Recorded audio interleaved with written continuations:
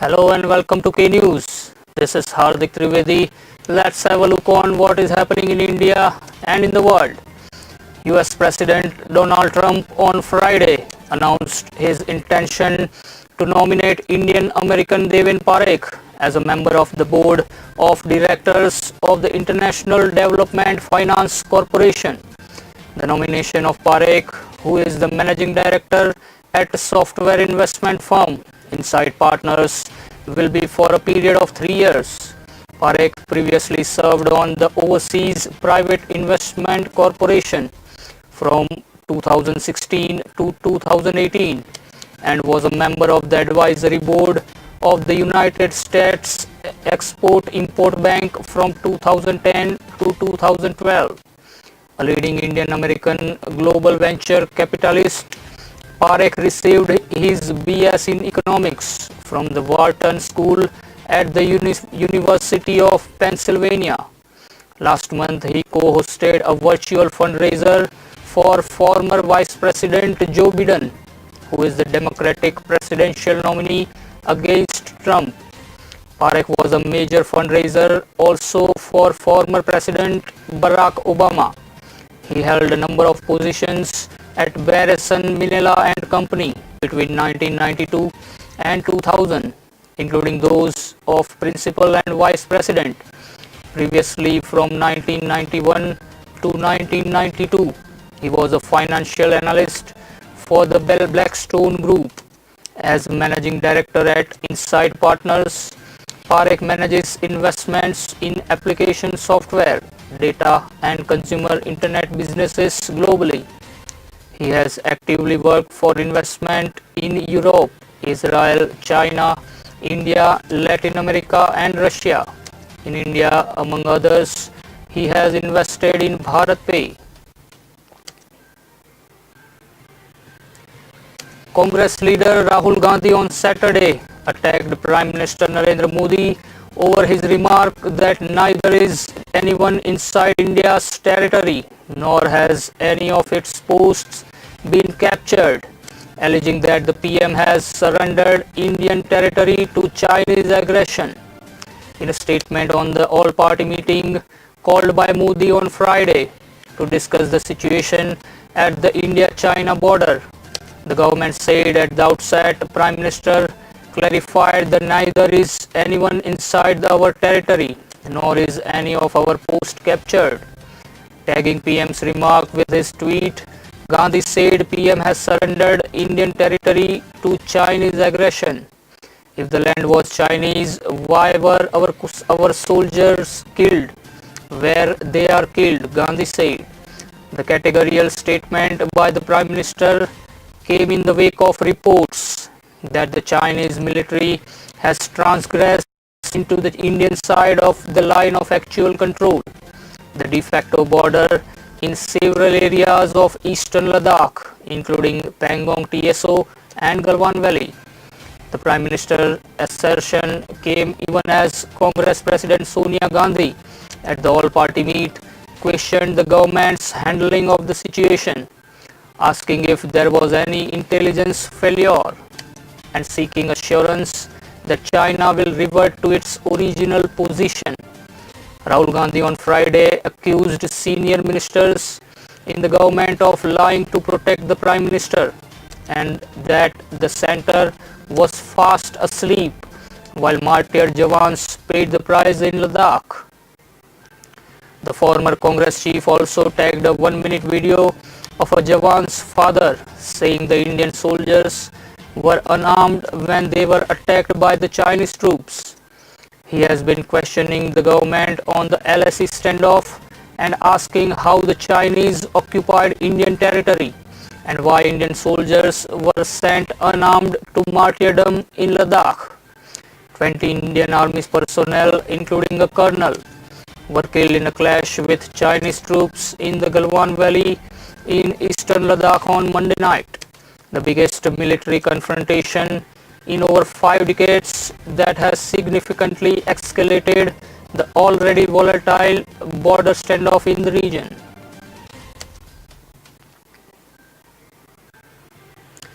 The Air Force is determined to deliver and is well prepared and suitably deployed to respond to any contingency, IAF Chief Air Chief Marshal RKS Bhadoria said on Saturday, addressing a combined graduation parade at Air Force Academy.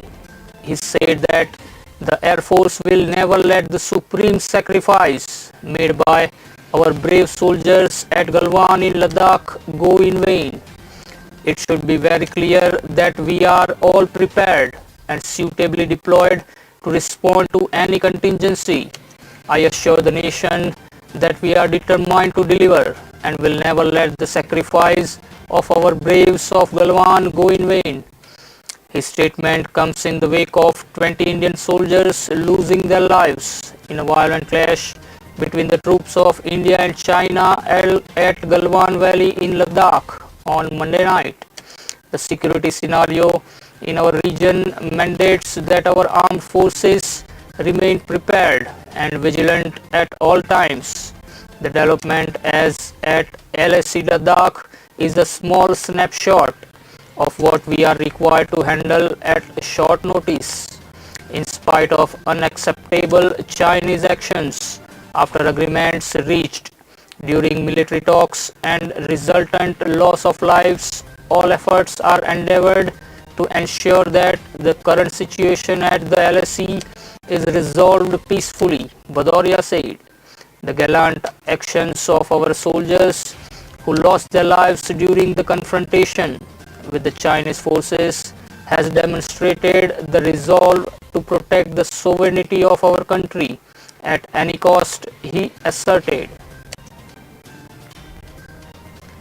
The NDA is now comfortably placed in the Rajya Sabha after the Binal election, as the BJP's strong number in the assemblies and defection from the opposition resulted in the Saffron Party having 86 seats in the House and the Congress merely 41. The BJP-led National Democratic Alliance now has nearly 100 members in the 245-member House.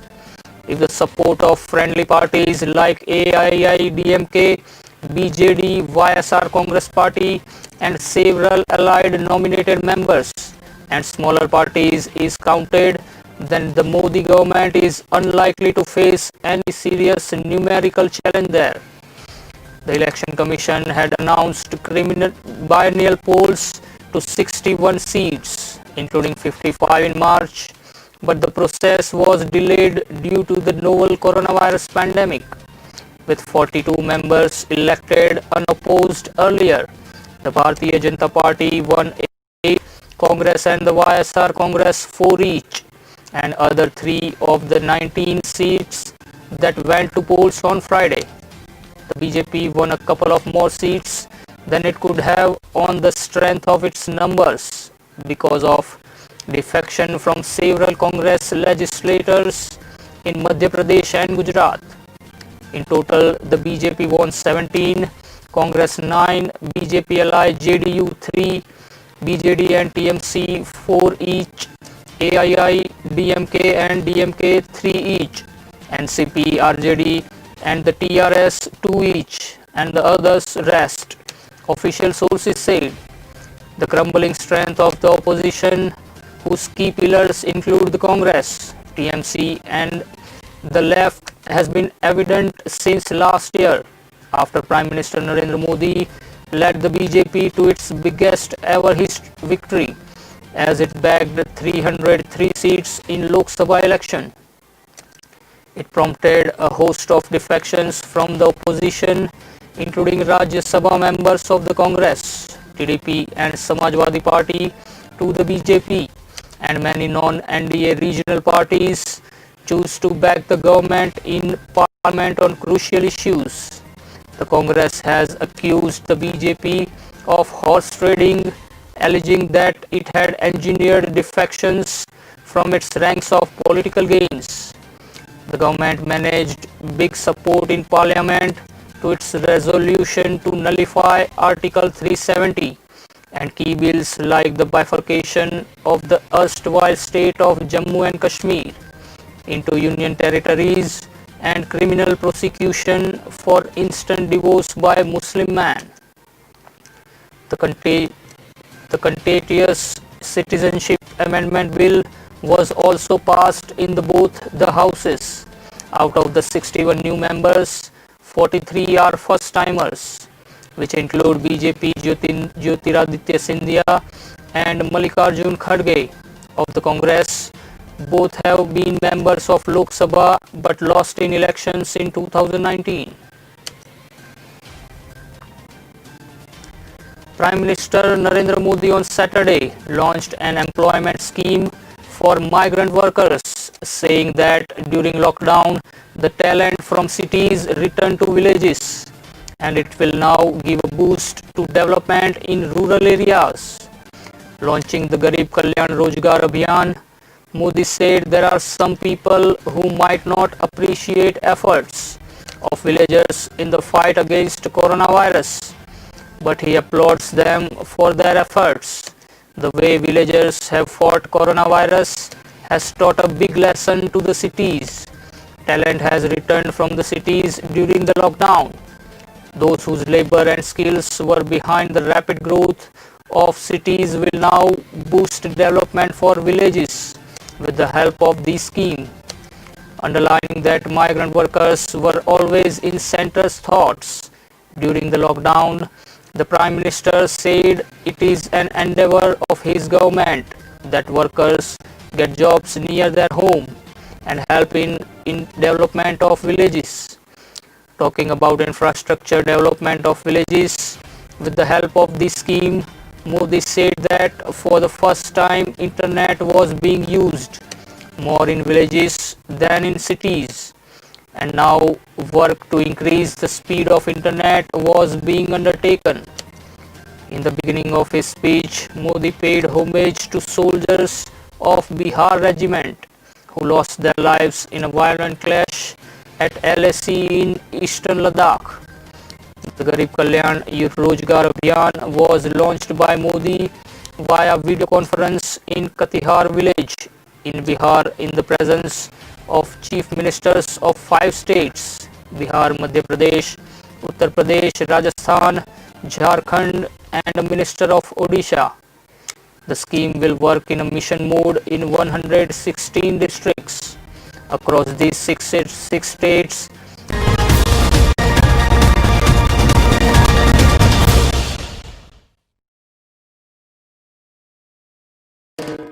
వేసవి అవుతుంది fun with the cooler number 1 ఇక చేసుకో more fun ఉంటే cooler number 1 ఇక don't run from the sun ఉంటే Kenstar number 1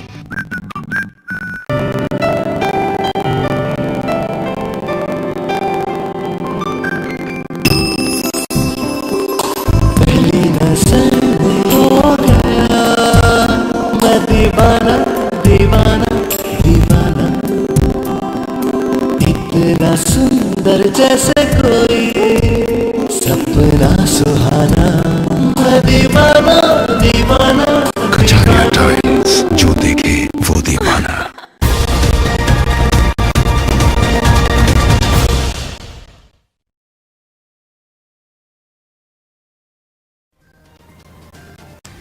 Welcome back to K News and thank you for watching. Let's continue the streak of news. The Supreme Court has directed its registry to explain why the petition filed by businessman Vijay Mallya, who has sought review of its 2017 order holding him guilty of contempt of court for transferring $40 million to his children, was not listed before the concerned court for last 3 years. A bench of Justices U. Lalit and Ashok Bhushan, which took up Vijay Mallya's review petition in chamber on June 16, directed the top court registry to furnish all the details including names of officials who had dealt with the file concerning the review petition for last 3 years. According to the record placed before us, the review petition was not listed before the court for last 3 years. Before we deal with the submissions raised in the review petition, we direct the registry to explain why the review petition was not listed before the concerned court. For last 3 years, the bench said in its June 16 order, which was uploaded on the Supreme Court website on Friday. Taking strong note of the undue delay in listing of the review petition, the bench asked the registry to furnish explanations within 2 weeks.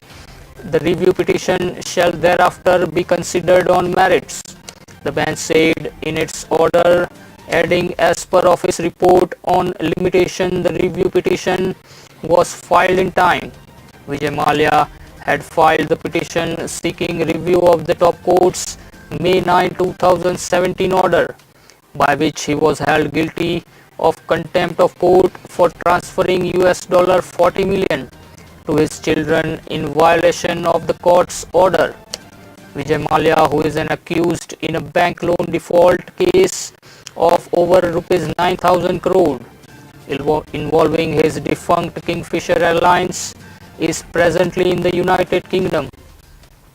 The Supreme Court's 2017 order had come on a plea by a consortium of banks led by the SBI, which had said that Vijay Mallya had allegedly transferred $40 million received from British firm Diego to his children in flagrant violation of various judicial orders. The top court had earlier asked Vijay Mallya about the truthfulness of his disclosure of assets and the transfer of money to his children. It was dealing with pleas of lending banks seeking contempt action and a direction to Vijay Mallya to deposit $40 million received from offshore firm Diego respectively. The banks had then alleged that Vijay Mallya concealed the facts and diverted the money to his son Siddharth Mallya and daughters Liena and Tanya Mallya in flagrant violation of the order passed by the Karnataka High Court. Prior to that, the Supreme Court had pulled up Vijay Mallya for not making full disclosure of his overseas properties and had asked him to do so within a month.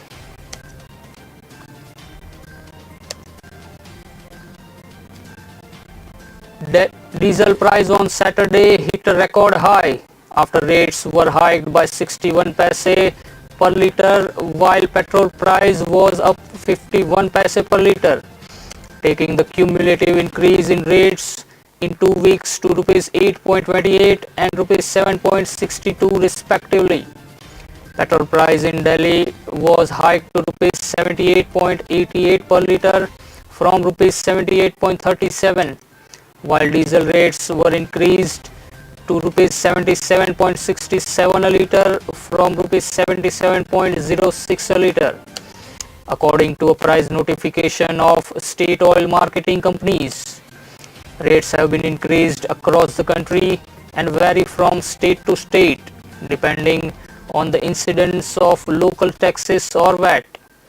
The 14th daily increase in rates since oil companies on June 7 restarted revising prices in line with costs after ending an 82-day hiatus in rate revision, has taken diesel prices to new high. Petrol price too as at a 2 years high.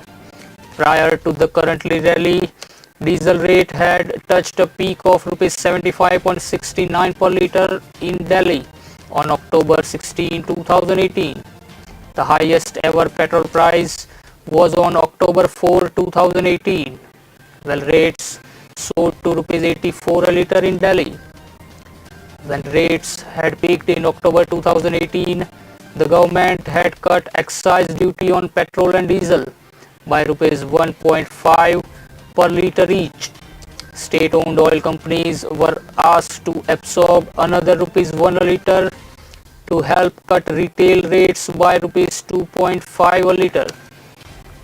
Oil companies had quickly recouped the rupee 1 and the government in July 2019 raised excise duty by rupees 2 a litre. The 82-day freeze in rates this year was imposed in mid-March, soon after the government hiked excise duty on petrol and diesel to shore up additional finances. The government on March 14 hiked excise duty on petrol and diesel by rupees 3 per litre each, and then again on May 5 by record rupees 10 per litre in case of petrol and rupees 13 on diesel.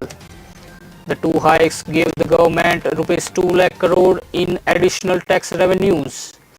In 14 hikes, petrol price has gone up by rupees 7.62 per litre and diesel by rupees 8.28 a litre.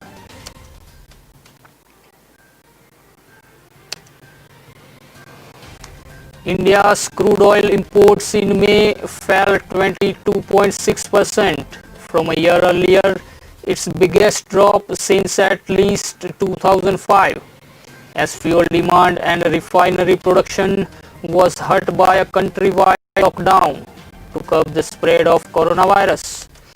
Crude oil imports fell to 14.61 million tons, its lowest since 2015. Petroleum Planning and Analysis Cell data showed on Friday. Oil products imports eased 0.8% to 3.57 million tons year on year, while exports rose by 5.9% to 5.75 million tons, gaining for a ninth straight month in May as slowing demand at home prompted companies to ship more oil overseas. The country has relaxed coronavirus-led restrictions in lower risk areas, which is expected to improve demand and scale up crude processing.